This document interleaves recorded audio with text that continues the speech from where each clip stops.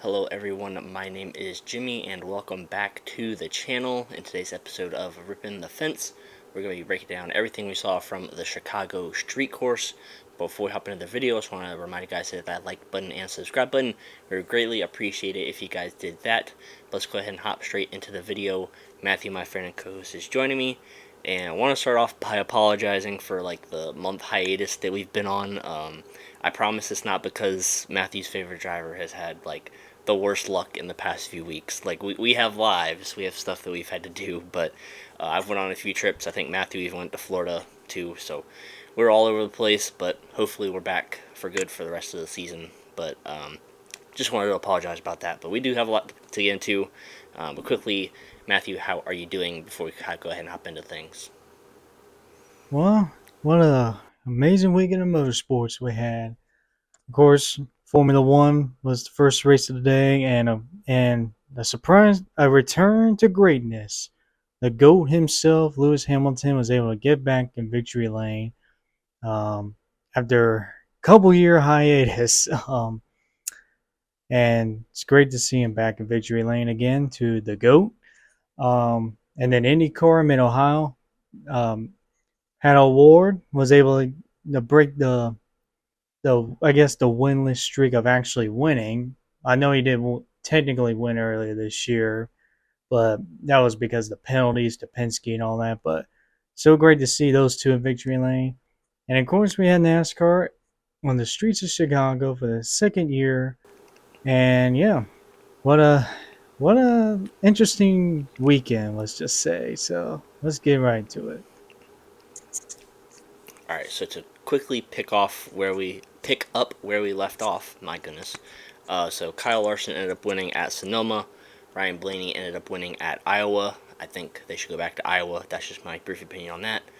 Christopher Bell won at New Hampshire with rain tires on the oval, and then Logano won at Nashville with an illegal fuel tank, it seemed like, and 5 overtimes. So that's where we picked things up off. It's been a crazy summer so far in the NASCAR world. But as for this weekend in Chicago, NBC, they are 4 for 4 on races being delayed by weather. This one being no different. Right when the engines fired, it seemed like NASCAR was like, nope, shut them back off, cover the cars up. Rain ended up coming to the area, and apparently there's a 10% chance of rain all day. And what do we know? It comes on Chicago, once again, second year in a row. But once the rain cleared up, NASCAR gave the teams an option to start on the dry or wet tires. Seemed like a lot of drivers wanted to start off on the dry tires. Only a few started on the wet weather tires. SVG quickly made his way to the front of the field, made a pass on Ty Gibbs in turn 12, 3 wide. I believe it was with Ryan Preece, the lap car, who was stuck in the middle there. But just incredible racing to see SVG work his way through the field, both in the Cup race and the Xfinity race on Saturday. He would end up winning stage one under caution, and then while the caution came out, the rain ended up coming back. So NASCAR had to bring the cars back down pit road once again. And at this point, NASCAR did make a statement that the race would end by 9:20 p.m. Eastern Time, 8:20 p.m. local time, and they put that out hours in advance, probably about 3 hours or so ahead of time. But once they got back under green flag conditions, it was still wet out, obviously. So once they got racing again, Alex Bowman, he ended up sending Bubba Wallace around, and then after that, Chase Briscoe locks up the tires going into turn 6, and unfortunately takes out the favorite, Shane Van Gisbergen. Chase Briscoe, it seemed like he just barely clipped SVG as he slid into turn 6. SVG hits the concrete wall with the right front, destroys his car. Unfortunate ending to the day for him.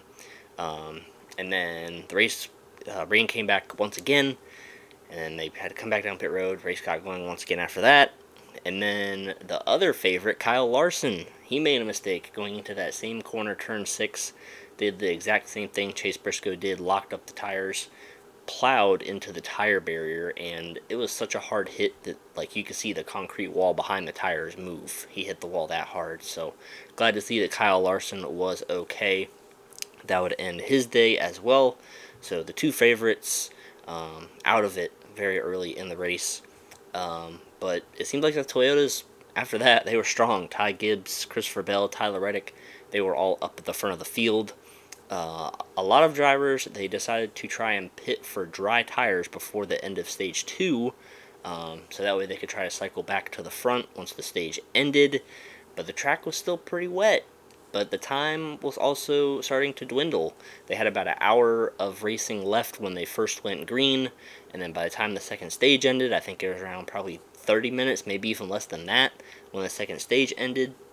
So a lot of drivers came to pit road before the second stage ended for those dry tires, but a lot of drivers also stayed out in that to win the stage. So Joey Hand, out of nowhere, ends up winning the second stage. He was running fairly decent all day, but he stayed out. He wins the stage, and then a lot of drivers stay out. So himself, Alex Bowman, Brad Keselowski, Carson Hocevar, Martin Truex, and several other drivers, they stay out as the stage ends because the time is still dwindling down, and it's like this perfect hybrid of like when the race is supposed to end, the wet tires, they're supposed to be slowing down, and then the dry tires are supposed to be picking up.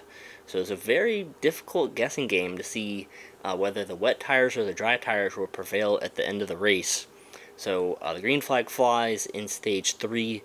Alex Bowman takes the lead away from Joey Hand, and he continues to lead. A few cautions came out, but the last one came out, and there was a restart with under 5 minutes remaining. So at the start of stage 3, Christopher Bell started 13th, I believe, and with this final caution, he got up to 9th. It seemed like the wet tires were still slightly better than the dry tires up to this point because Christopher Bell just could not make his way through the field. So they go through that restart with under 5 minutes remaining, and after a few laps, Christopher Bell ends up getting spun. Seemed like Martin Truex Jr. and Ricky Stenhouse got together, and then Christopher Bell got the worst end of it and got turned into the wall. But Tyler Reddick, he got through all of that stuff clean, made his way through the field. He got up to second place with 1 or 2 laps to go, and it seemed like Tyler Reddick, he was catching Alex Bowman really, really quick. But in the middle of turns 4 and 5 through turn 5, Tyler Reddick clipped the inside wall. That cost him time to Alex Bowman. And Mr. Alex Bowman would go on to win the Chicago street race on the wet weather tires. Snaps an 80 race winless streak. So let's quickly go over the results. They'll be on the screen for you guys as always. Joey Hand 4th, great run for him. Mike McDowell 5th, always good on the road courses. Good to see him have a good run. Ricky Stenhouse Jr. 6th, Todd Gilliland 7th. Todd Gilliland, he's always seemed to hang around with these road courses and gets another top 10 out of it.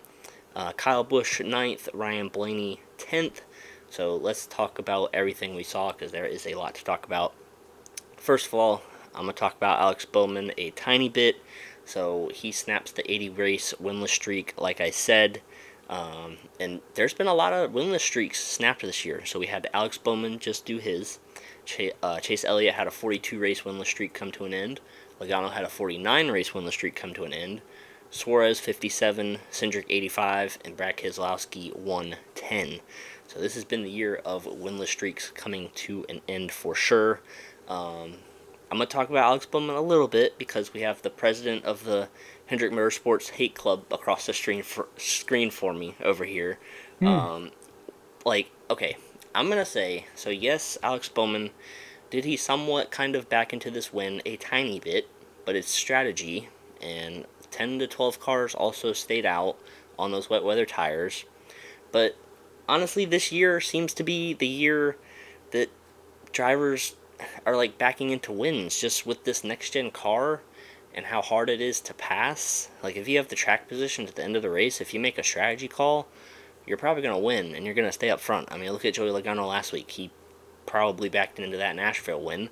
If Denny Hamlin made it half a lap, he would have gotten to the white flag and the race would have been over. So I almost think it's happening more often than not that a surprise winner ends up winning the race. So yeah, looks like Alex Bowman doesn't go out and dominate races and win, but he gets the checkered flag at the end of the day, and that's what matters the most.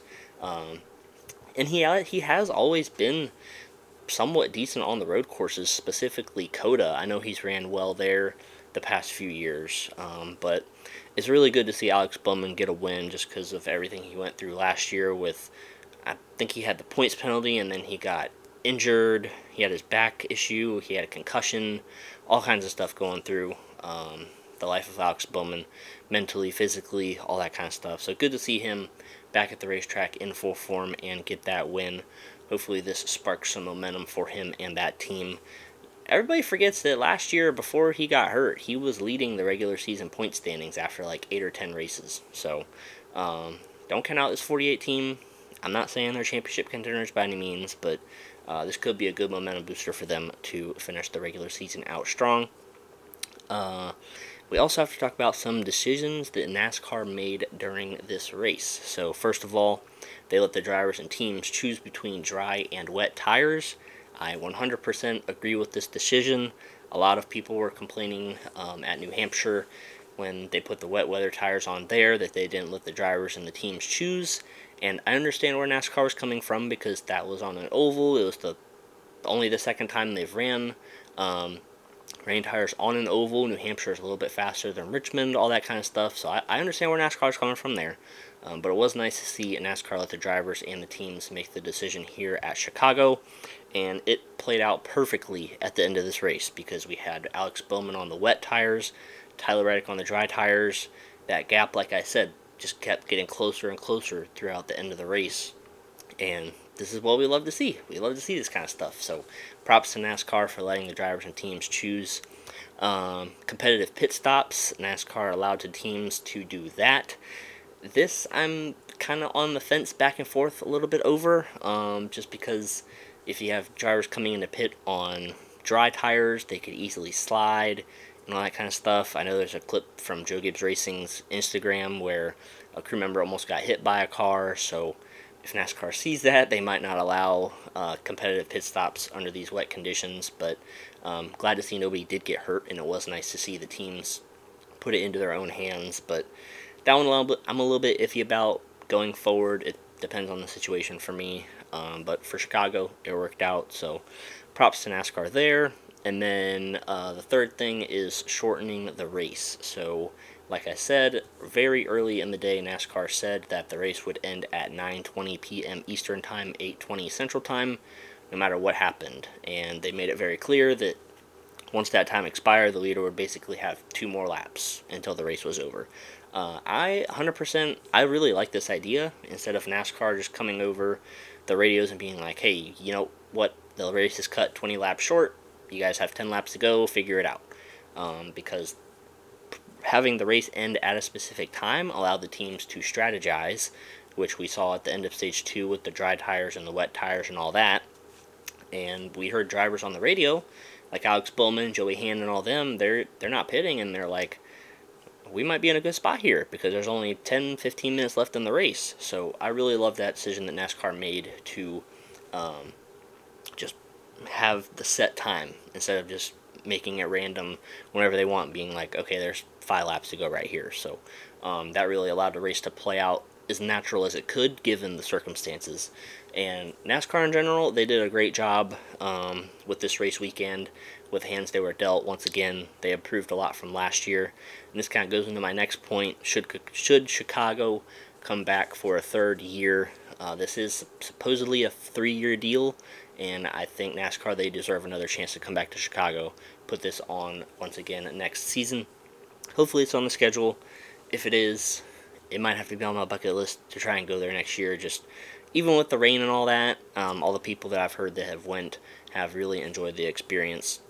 So hopefully Chicago comes back on the schedule next year. But yeah, that was a lot to talk about. We have some playoff points and stuff to go over too, but I'll go over that a little bit later. I'll let Matthew get his thoughts and everything out about what he saw from Chicago. So Matthew, go ahead and share with everybody what you thought about everything we saw from Chicago. What a what a long race that was. I think that race lasted like 8 hours or something like that. Oh, well, close enough. I mean, it was a long race. Let's just say that. Before I get into that, first and foremost, that Xfinity race the day before was just pure cinema. That was the cinema right there. Amazing racing between Larson and SVG. Of course, SVG won that, the GOAT. But man, that race was just fantastic to watch. So I just have to say that first and foremost. And compared to last year, at least the rain held off on Saturday and early Sunday, where we got all the concerts in and the drivers were able to get on stage in the concert. And I'm glad we were able to get at least most of it in this time. A little progress. Unfortunately, though, when on Sunday they literally said, driver, start your engines, and next you know, rain. Rain, rain, rain. Gotta ruin everything as usual. Um, I think I think for now on, for the summer races in general, we need to move these start times up to 1 o'clock at least, or noon even. I know we're trying to get that West Coast crowd, but it's summertime. I mean, pop-ups are gonna happen everywhere, so you gotta do it. I know that's not NASCAR's decision. That's mainly the TV people who are, paying millions and millions of dollars. Come on, you gotta know that in the summertime it's gonna rain in the afternoon. So can we please move it up next time if we go back here next year, which I hope so.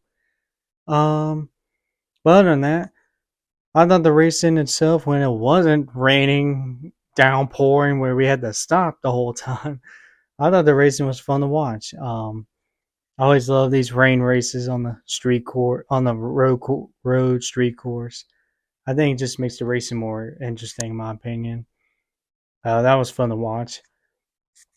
Um, of course, at the beginning, of course, when it was really downpouring, my guy Shane Van Gisbergen just gets taken out by somebody who forgets that it's wet. The track is wet and brakes like it's dry. So it's so unfortunate because I feel like Shane SVG could have gone back to back this weekend. I feel like he could have gone back to back, sweep the weekend. I mean, he did win stage one, so and he had a very fast car. So I feel like we were robbed of what was potentially going to be a back to back win. And then Larson, followed by Larson, who was also good all day, gets into barriers.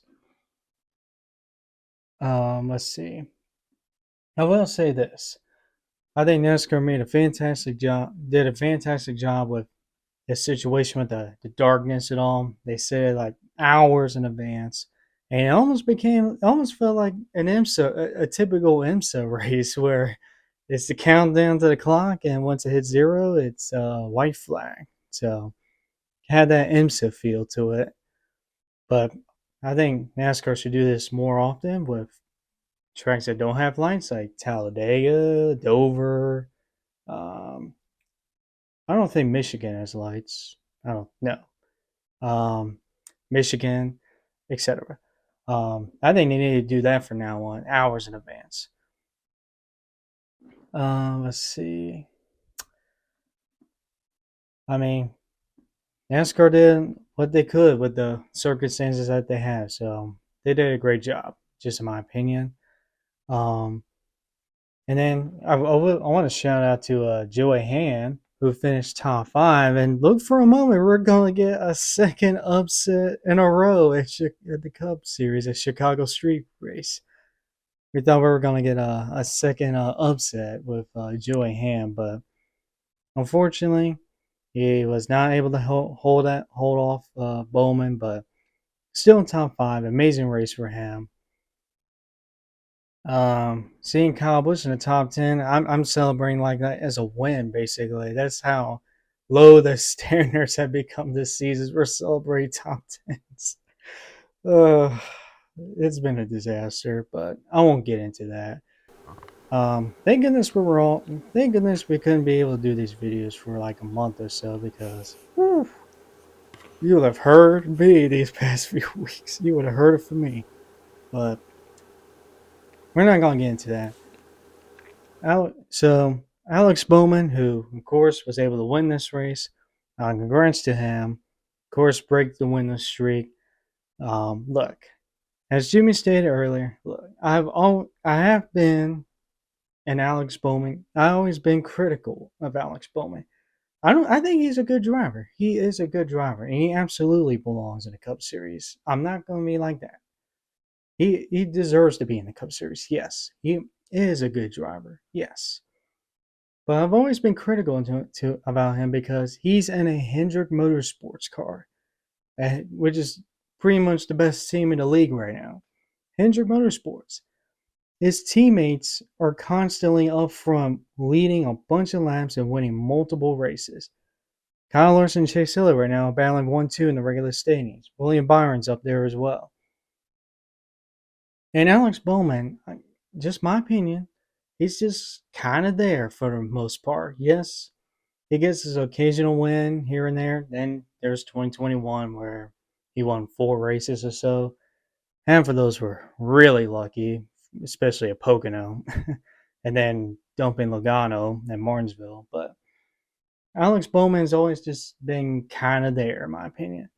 Like I said, he's a good driver, but I haven't seen a lot from Bowman that screams, championship contender. That's just my opinion.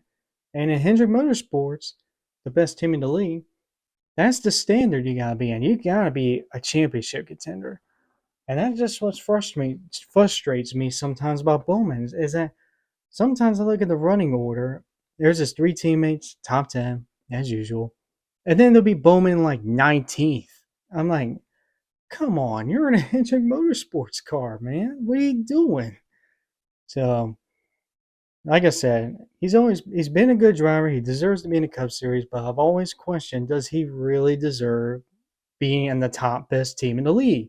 Where there's drivers, in my opinion, will absolutely excel in a Hendrick Motorsports car, like Noah Gragson or Josh Berry. I think those two will absolutely exceed in a Hendrick Motorsports car. So that's why I've always been hard on Bowman because he's a good driver, but sometimes I feel like he underperforms with the car that he has. But all credit where it's due. They played the right strategy. They were able to hang on.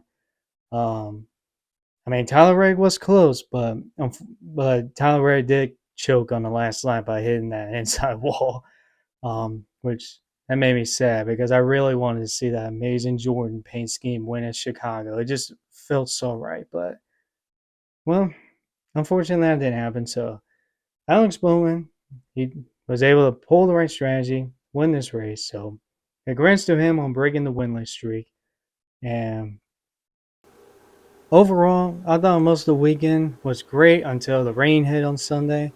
It was the weather cooperated a little bit better than last year, but unfortunately Sunday was still the same story. So yeah, I hope we can come back at Chicago next year for at least one more time. But we'll see what the mayor has to say about that. Yeah, and speaking of Tyler Reddick, that's his second race in a row where he finished second and arguably could have won the race. So, and his past 2 interviews have been nothing but showing that emotion. But quickly, well, we'll rate the race and do our paint scheme first, and then we'll talk about playoff standings and all that to end the video. So, rating the race, I think I got to give it an 8 out of 10. Um, like both of us have said, I hope that they come back next year. I hope the conditions are a little bit better so we can see a clean and quote unquote normal road course race. So 8 out of 10 for me there.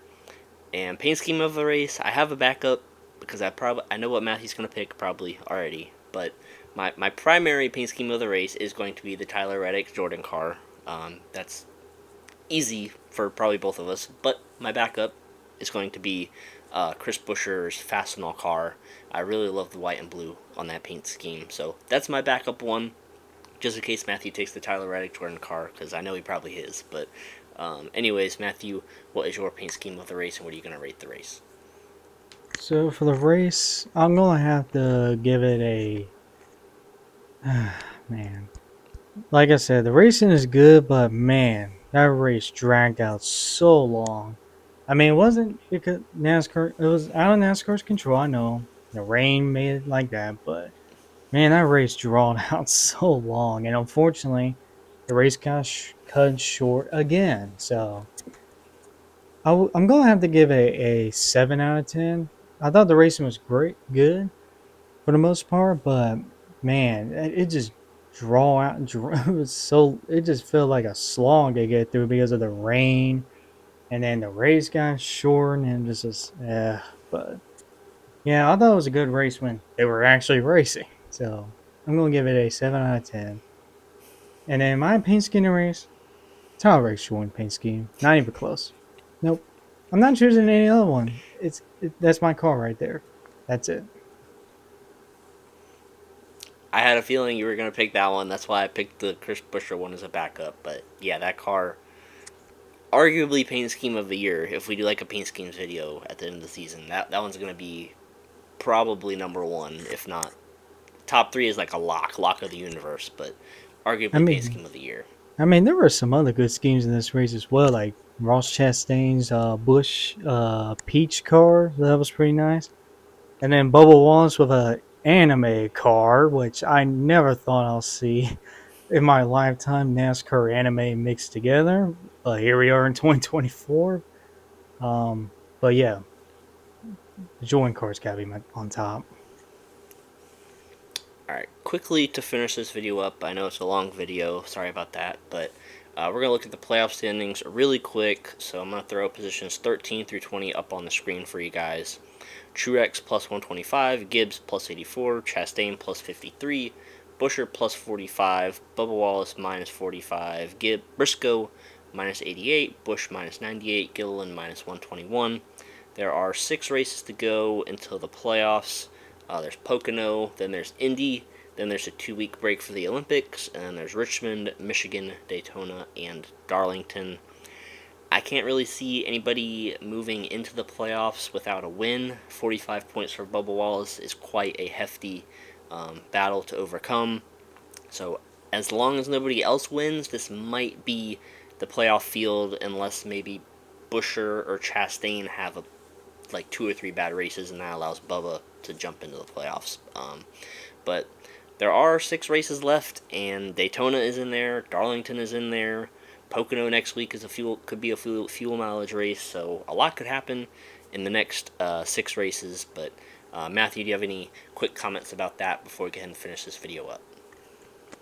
I will say, I wouldn't count out Bubba Wallace just yet because these next few tracks on the schedule fits his wheelhouse.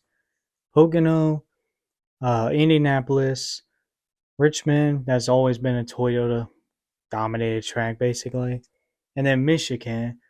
3 out of those 4 races coming up, they are big tracks, and it seems like Bubba Wallace has always been great at these big tracks. So I wouldn't count him out just yet, because of course Daytona.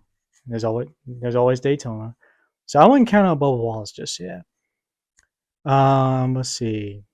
There's Briscoe, which the only, I mean, maybe Richmond. I mean, Stuart Haas has always been great on short tracks, so maybe Richmond, but I don't know. We'll see about that. Of course, you can't count Kyle Busch, even though I'm doubtful of that because I haven't seen a race this year where it screams they can win. But I mean Pocono, he's always been great at Pocono. Indianapolis, he went back to back there a few years ago. Um, but we'll see. But of course, there's always Daytona right there, and anybody can win that, from Bubba Wallace to Zane Smith. I mean, Zane Smith almost won in Nashville, for Pete's sake. But yeah, it's gonna get interesting. We're running out of spots on the playoff grid. There's only four four spots left, and there's how many races? 6. 6. 4 spots left in 6 races. We can totally have 4 different winners right there. So it's gonna get interesting. It's gonna get a little spicy. Yeah, I'm gonna go ahead and predict it now. As likely as it is that those playoffs aren't gonna change, I'm gonna say that they are. So somebody below that cut line is going to make it into the playoffs. I could even write it on a little sticky note. We could bring that back if you really want to. But somebody below the cut line right now is going to make the playoffs. That's going to be my bold prediction over the next 6 weeks. But Matthew, before we finish up, any other very quick thoughts, or we're gonna finish this video out? Um, I do have one quick thought. I just gotta say this here. If you notice in the Xfinity race, Joe Logano raced the 15 car, which is normally run by Haley Deegan, and then we just found out today that Haley Deegan and AM Racing part of ways. You know what really drove me crazy was those stinking Deegan fans. Those Deegan fans drive me crazy. I have never seen so many pathetic excuses in my life than those fans right there. And Joe Logano basically took a car that was dead last in driver standings into the top 10. That's the first time that team has sniffed the top 10 all season long, was when they actually put a good driver in that car. So it pretty much showed us not the car, it was the driver. Um, Look, I as much as I really hope that Haley Deegan was going to be successful with, because I feel like that would be great for the sport. Unfortunately, that's not really happening. I mean, she's gotten a bunch of chances. She's been with very good teams. She was with Thor Sport for 2 years, and one of those seasons, her teammate won the championship, and she wasn't even close to getting the win over race. She wasn't even close to being in the playoffs for any of those years. So, and she was in a car this year. While yes, it's not a championship contending team, I know it was still a team that could compete for the playoffs. Brent Moffitt last year almost brought that car to the playoffs, and Brent Moffitt was at least getting a bunch of top tens last year. Haley Deegan has barely sniffed the top 20. The top 20. And the fact that I'm still seeing excuses from this fan base is driving me absolutely crazy. So, I mean, I, I'm, I mean, I feel sad for Deegan and all, but she just hasn't gotten the result. She hasn't really proven that she's really improved or anything. I'm sorry, she hasn't improved at all. Yeah, I completely agree. And I finally found a fan base Matthew doesn't like more than Chase Elliott fans. Thank goodness. Thank goodness. Um, We'll but see how long that yeah, lasts.